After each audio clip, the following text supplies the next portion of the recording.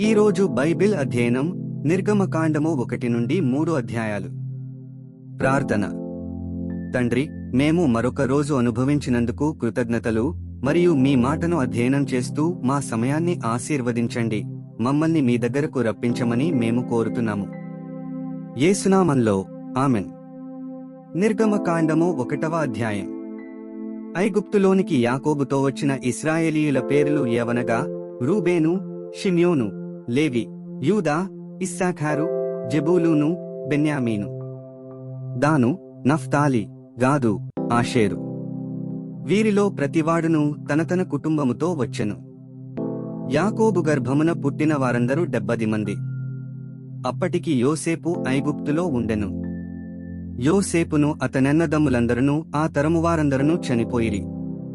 ఇశ్రాయేలీయులు బహుసంతానము గలవారై అభివృద్ధి పొంది విస్తరించి అత్యధికముగా ప్రబలిరి. వారున్న ప్రదేశము వారితో నిండియుండెను. అప్పుడు యోసేపును ఎరుగని క్రొత్తరాజు ఐగుప్తును ఏలనారంభించెను. అతడు తన జనులతో ఇట్లనెను: ఇదిగో, ఇశ్రాయేలు సంతతియైన ఈ జనము మనకంటే విస్తారముగాను బలిష్టముగాను ఉన్నది. వారు విస్తరింపకుండునట్లు మనము వారి ఎడల యుక్తిగా జరిగించుదము రండి. లేని ఎడల యుద్ధము కలుగునప్పుడు కూడా మన శత్రువులతో చేరి మనకు విరోధముగా యుద్ధము చేసి ఈ దేశములో నుండి వెళ్లిపోదురేమో అనెను.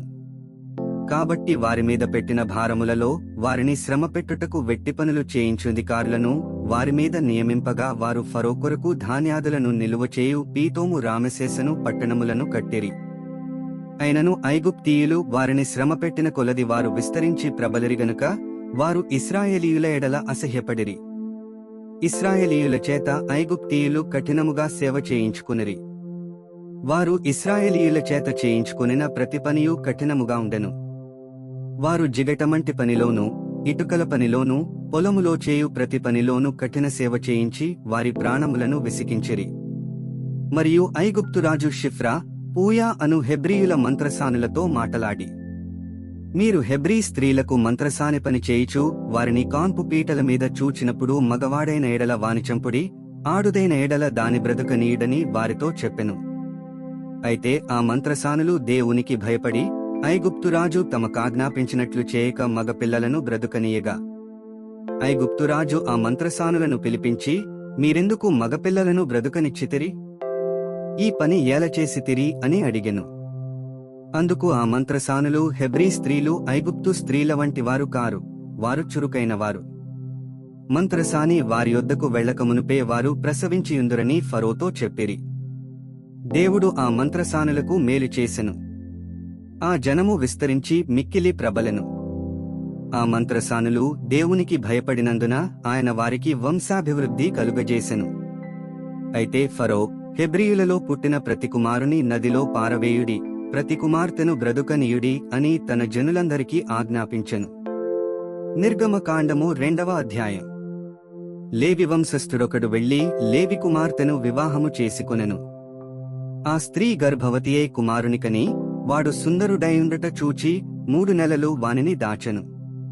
తరువాత ఆమె వాని దాచలేక వాని కొరకు ఒక జమ్ము పెట్టె తీసుకొని దానికి జిగటమన్నును కీలును పూసి అందులో ఆ పిల్లవానిని పెట్టి ఏటియొడ్డున జమ్ములో దానిని ఉంచగా, వానికేమి సంభవించునో తెలిసికొనుటకు వాని అక్క దూరముగా నిలిచియుండెను. ఫరో కుమార్తె స్నానము చేయుటకు ఏటికి వచ్చెను. ఆమె పనికత్తెలు ఏటియొడ్డున నడుచుచుండగా ఆమె నాచులోని ఆ పెట్టెను చూచి తన పనికత్తెనొకతెను పంపి దాని తెప్పించి తెరచి ఆ పిల్లవాని చూచినప్పుడు ఆ పిల్లవాడు ఏడ్చుచుండగా చూచి వానియందు కనికరించి, వీడు హెబ్రీయుల పిల్లలలోనొకడనెను. అప్పుడు వాని అక్క ఫరో కుమార్తెతో, నీ కొరకు ఈ పిల్లవాని పెంచుటకు నేను వెళ్లి హెబ్రీ స్త్రీలలో ఒక దాదిని పిలుచుకుని వత్తునా అనెను. అందుకు ఫరో కుమార్తె వెళ్ళుమని చెప్పగా ఆ చిన్నది వెళ్లి ఆ బిడ్డ తల్లిని పిలుచుకుని వచ్చెను. ఫరో కుమార్తె ఆమెతో, ఈ బిడ్డను తీసుకునిపోయి నా కొరకు వానికి పాలిచ్చి పెంచుము, నేను నీకు జీతమిచ్చేదనని చెప్పగా ఆ స్త్రీ ఆ బిడ్డను తీసుకునిపోయి పాలిచ్చి పెంచెను. ఆ బిడ్డ పెద్దవాడైన తరువాత ఆమె ఫరో కుమార్తె యొద్దకు అతని తీసుకుని వచ్చెను. అతడు ఆమెకు కుమారుడాయెను. ఆమె నీటిలో నుండి ఇతని తీసితినని చెప్పి అతనికి మోషే అను పేరు పెట్టెను. ఆ దినములలో మోషే పెద్దవాడై తంజనుల యొద్దకు పోయి వారి భారములను చూచెను. అప్పుడతడు తన జనులలో ఒక హెబ్రీయుని ఒక ఐగుప్తీయుడు కొట్టగా చూచెను. అతడు ఇటు అటు తిరిగి చూచి ఎవడునూ లేకపోగా ఆ ఐగుప్తీయుని చంపి ఇసుకలో వాని కప్పిపెట్టెను. మరునాడు అతడు బయట నడిచి వెళ్ళుచుండగా హెబ్రీయులైన మనుష్యులిద్దరూ పోట్లాడుచుండిరి. అప్పుడతడు ఆ న్యాయము చేసిన వాని చూచి, నీవేళ నీ పొరుగువాని కొట్టుచున్నావని అడుగగా, అతడు, మా మీద నిన్ను అధికారినిగాను తీర్పరినిగాను నియమించిన వాడెవడు?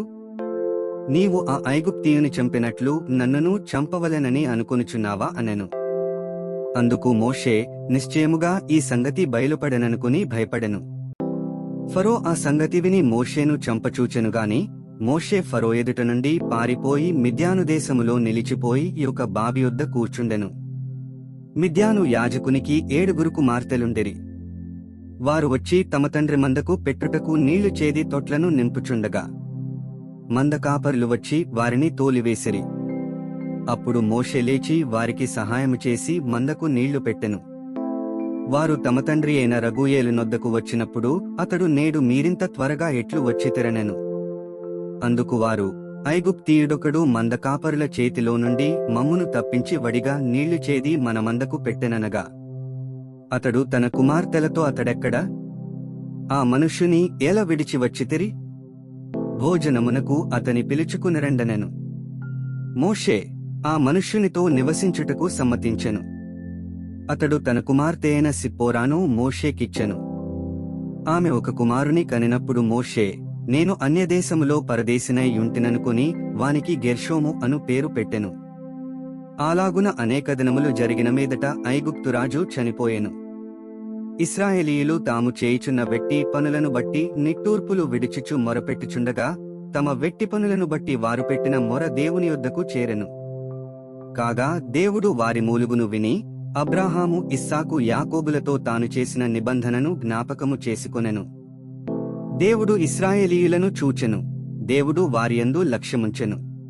నిర్గమకాండము 3వ అధ్యాయం. మోషే మిద్యాను యాజకుడైన యిత్రో అను తన మామ మందను మేపుచు ఆ మందను అరణ్యము అవతలకు తోలుకుని దేవుని పర్వతమైన హోరేబుకు వచ్చెను. ఒక పొద నడిమిని అగ్నిజ్వాలలో యెహోవా దూత అతనికి ప్రత్యక్షమాయెను. అతడు చూచినప్పుడు అగ్నివలన ఆ పొద మండుచుండెను. గాని పొద కాలిపోలేదు. అప్పుడు మోషే, ఆ పొద ఏల కాలిపోలేదో నేను ఆ తట్టు వెళ్లి ఈ గొప్ప వింత చూచెదననుకునెను. దానిని చూచుటకు అతడు ఆ తట్టు వచ్చుట యెహోవా చూచెను. దేవుడు ఆ పొద నడుమ నుండి, మోషే, మోషే అని అతనిని పిలిచెను. అందుకతడు, చిత్తము ప్రభువా అనెను. అందుకాయన, దగ్గరకు రావద్దు, నీ పాదముల నుండి నీ చెప్పులు విడువుము, నీవు నిలిచియున్న స్థలము పరిశుద్ధ ప్రదేశము అనెను.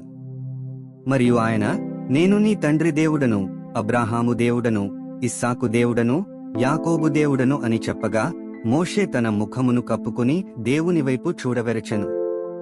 మరియు యెహోవా ఇట్లనెను, నేను ఐగుప్తులోనున్న నా ప్రజల బాధను నిశ్చయముగా చూచితిని. పనులలో తమ్మును కష్టపెట్టువారిని బట్టి వారు పెట్టిన మొరను వింటిని. వారి దుఃఖములు నాకు తెలిసేయున్నవి. కాబట్టి ఐగుప్తీయుల చేతిలో నుండి వారిని విడిపించుటకును, ఆ దేశములో నుండి విశాలమైన మంచి దేశమునకు, అనగా కనానీయులకు, హిత్తీయులకు, అమోరీయులకు, పెరిజ్జీయులకు, హివ్వీయులకు, యెబూసీయులకు నివాసస్థానమై పాలు తేనెలు ప్రవహించు దేశమునకు వారిని నడిపించుటకును దిగివచ్చియున్నాను.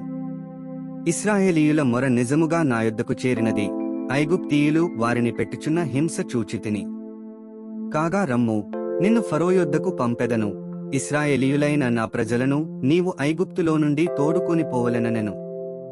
అందుకు మోషే, నేను ఫరో యొద్దకు వెళ్ళుటకును ఇశ్రాయేలీయులను ఐగుప్తులో నుండి తోడుకొని పోవుటకును ఎంతటి వాడనని దేవునితో అనగా, ఆయన నిశ్చయముగా నేను నీకు తోడైయుందును.